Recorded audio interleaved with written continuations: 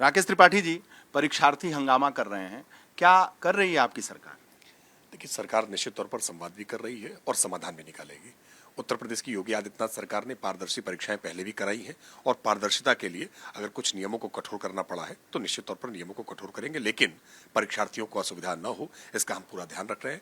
ये जो नियम बने हैं इसमें भी परीक्षार्थियों के अभ्यर्थियों के सुझावों को समाहित करके किया गया है। बावजूद इसके अगर अभ्यर्थियों की इस पर आपत्ति है तो सरकार इनसे संवाद करके इसका समाधान निकालने का काम करेगी। डीएम जा रहे हैं, कमिश्नर जा रहे हैं, समझाने की कोशिश हो रही है, लेकिन परीक्षार्थी मान नहीं रहे। देखिए, कुछ लोग परीक्षार्थियों को भड़काने का प्रयास भी कर रहे हैं। रात अंधेरे किस तरह से समाजवादी पार्टी के तमाम नेता वहां पर मौके पर मौजूद पाए गए हैं जो जाकर के वहां अभ्यर्थियों को भड़काने का प्रयास कर रहे हैं। हम अभ्यर्थियों से बहुत अनुरोध पूर्वक कह रहे हैं कि वो किसी के भड़कावे में बहकावे में ना आए। उनकी जो जायज डिमांड है निश्चित तौर पर उसको सरकार संवाद करके समाधान करेगी ही करेगी। सरकार अभ्यर्थियों के साथ है, प्रतिभा मेधा के साथ है। हम भाई भतीजावाद जातिवाद के आधार पर भर्तियां देने वाली सरकार नहीं है जैसी सरकारें समाजवादी पार्टी के समय में होती थी, जहां किस प्रकार से भर्ती आयोग को यादव आयोग घोषित कर देने का काम किया था। इन्हीं अभ्यर्थियों का बड़ा आंदोलन हुआ था। इसे इलाहाबाद गवाह है इस बात का, प्रयागराज गवाह है इस बात का कि कैसे एक बड़ा आंदोलन हुआ था और समाजवादी पार्टी ने उसको कैसे बलपूर्वक कुचलने का काम किया था, कैसे हिंसात्मक आंदोलन करने के लिए प्रोवोक करने का काम किया था। हम अपेक्षा कर रहे हैं कि अभ्यर्थी शांतिपूर्वक ढंग से अपनी बात रखें, लोकतांत्रिक तरीके से अपनी बात रखें। लोकतांत्रिक तरीके से बात रखने में कोई आपत्ति नहीं है। सरकार उनकी हर बात को सुन रही है और उसका समाधान देने का काम करेगी। राकेश जी, एक बड़ा आरोप लगा रहे हैं, आप कह रहे हैं कि समाजवादी पार्टी के नेता भड़का रहे हैं और इन छात्रों के बीच में है। देखिए, यह आरोप नहीं है, इसके साक्ष्य हैं, ये इसके प्रमाण हैं। आप कहेंगे तो मैं बहुत सारी तस्वीरें और वीडियो दिखा दूंगा कि कैसे समाजवादी पार्टी के तमाम पदाधिकारी वहां पहुंच करके, और विशेष करके जब उत्तर प्रदेश उपचुनाव की दहलीज पर खड़ा है, उपचुनाव होने वाले हैं, तो उपचुनाव में कैसे इसका लाभ हो सके। फूलपुर की सीट उसी प्रयागराज से छुटी हुई है और कैसे उपचुनाव में इसको एक मुद्दा क्रिएट कर सके, समाजवादी पार्टी हर संभव प्रयास कर रही है। और अखिलेश यादव जी तो लगातार धड़ाधड़ ट्वीट कर रहे हैं। उनके लिए एक ये मुद्दा है, उनके लिए विद्यार्थियों का हित महत्वपूर्ण नहीं है, विद्यार्थियों के लिए पारदर्शी परीक्षा आयोजित हो ये महत्वपूर्ण नहीं है। अखिलेश जी तो कह रहे हैं कि आपकी सरकार परीक्षा कराना नहीं चाहती है, नौकरी देना ही नहीं चाहती है। अखिलेश यादव जी श्वेत पत्र लेकर के आ जाएं अपनी सरकार के समय का कि कितनी भर्तियां उन्होंने दी हैं, चुनौती देकर के कह रहे हैं। भारतीय जनता पार्टी ने आज अगर 7 लाख नौकरियां दी हैं तो ये किसी तरह की भाई भतीजावाद, जातिवाद, पैसे के आधार पर इन सबसे परे है। आज हमने इसको पारदर्शी तरीके से देने का काम किया है, हमने किया है और इसलिए हम डंके की चोट पर कह रहे हैं। आज बेरोजगारी के दर को हमने 17.4। आप ये कह रहे हैं कि उपचुनाव हो रहा है, उसका एक तरीके से ये जो प्रायोजित है, परीक्षार्थी जो काम कर रहे हैं, कहीं ना कहीं ये राजनीति से प्रेरित है, उपचुनाव से प्रेरित है, इसमें कहीं ना कहीं कोई साजिश है, कोई षड्यंत्र है? नहीं, देखिए, परीक्षार्थियों के आंदोलन को लेकर के मैं कोई टिप्पणी नहीं कर रहा हूं। परीक्षार्थियों का आंदोलन, उनकी अपनी मांगे वो बिल्कुल जायज हो सकती हैं, वाजिब हो सकती हैं।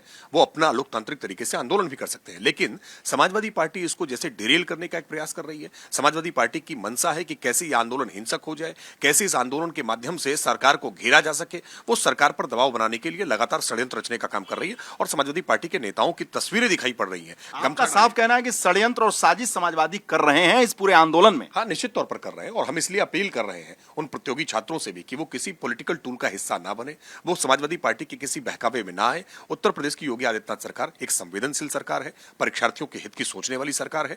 उनकी जो भी डिमांड्स हैं हम उनके साथ संवाद करेंगे और ये जो नियम बने हैं ये भी संवाद करके ही बने हैं, लेकिन सबको संतुष्ट हो सकता हो नहीं किया। आयोग ने कहा कि कुछ जो कोचिंग माफिया हैं, कुछ नकलची लोग हैं, जो नकल माफिया हैं, ये जो एक माफिया गिरी है शिक्षा को लेकर, ये इस आंदोलन के पीछे है। हाँ, निश्चित तौर पर इस बात को रूल आउट नहीं किया जा सकता। आयोग ने जो बातें कही हैं इन बातों में बहुत दम है। बहुत बड़ी संख्या में कोचिंग माफिया इन चीजों को अपने हित के लिए विद्यार्थियों को ढाल की तरह इस्तेमाल करते हैं, हथियार की तरह इस्तेमाल करते हैं और बार बार इस तरह की परीक्षा प्रक्रियाओं को बाधित करने का प्रयास करते हैं। कभी इनको कोर्ट्स में ले जाकर के फंसाते हैं, कभी इनको सड़कों पर ले जाकर उलझाते हैं। ये प्रक्रिया से निश्चित तौर पर निकलना चाहिए। अभ्यर्थियों का काम पढ़ना है, पढ़ करके समाज की सेवा करने के लिए नौकरियों में आना है। निश्चित तौर पर इन कामों के अतिरिक्त अगर उनको सड़कों पर जाना पड़ता है, कोर्ट्स में जाना पड़ता है, तो ये पूरी व्यवस्था के लिए चिंताजनक है।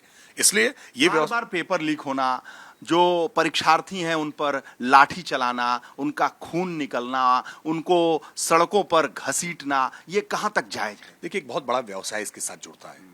जो कोचिंग माफिया है, एक जो नकल माफिया है, ये भारत में अलग अलग राज्यों में सब जगह ये समस्या दिखाई पड़ती रही है कि पेपर लीक कैसे संगठित गिरोह के तौर पर, अपराध के तौर पर संचालित होता रहा है। उत्तर प्रदेश में योगी आदित्यनाथ सरकार बनने के बाद से जहां कहीं भी पेपर लीक की हमको दशमलव में भी संभावनाएं दिखाई दी हैं, वहां हमने तुरंत परीक्षा को रद्द किया है, क्योंकि हम कोई भी ऐसी परीक्षा जिसमें पेपर लीक हो जाए, मेधा के साथ, प्रतिभा के साथ अन्याय हो जाए, ये हम बर्दाश्त नहीं कर सकते हैं। और इसलिए पारदर्शी तरीके से परीक्षा हो, हमने ये सुनिश्चित करने का काम किया। वरना याद करिए कि कैसे समाजवादी पार्टी के समय में उत्तर प्रदेश में संगठित गिरोह इस पर काम किया करते थे, कैसे पर्चे खुलेआम बिका करते थे। राजस्थान की सरकार अभी हालिया उदाहरण है कि कैसे 22 से ज्यादा ऐसी परीक्षाएं हैं जिन परीक्षाओं में उनकी शुचिता पर दाग लगा, लेकिन अशोक गहलोत सरकार उसको लगातार नकारती रही। योगी आदित्यनाथ सरकार में अगर कहीं किसी प्रकार की कोई शक सुबह आया है, कोई उंगली उठी है, तो हमने उसको पारदर्शिता के साथ स्वीकार किया है, हमने उसको रद्द किया है और नई परीक्षाएं करा करके हमने मेधा और प्रतिभा को सम्मान देने का काम किया है। हम प्रतिभा के साथ खिलवाड़ नहीं होने देंगे। शुचिता और स्वच्छता के नाम पर जो छात्र हैं उन पर लाठी चलाना ये कितना जायज है? नहीं, बिल्कुल नहीं होना चाहिए। लाठीचार्ज जिसने भी किया है, जिन परिस्थितियों में भी हुआ है,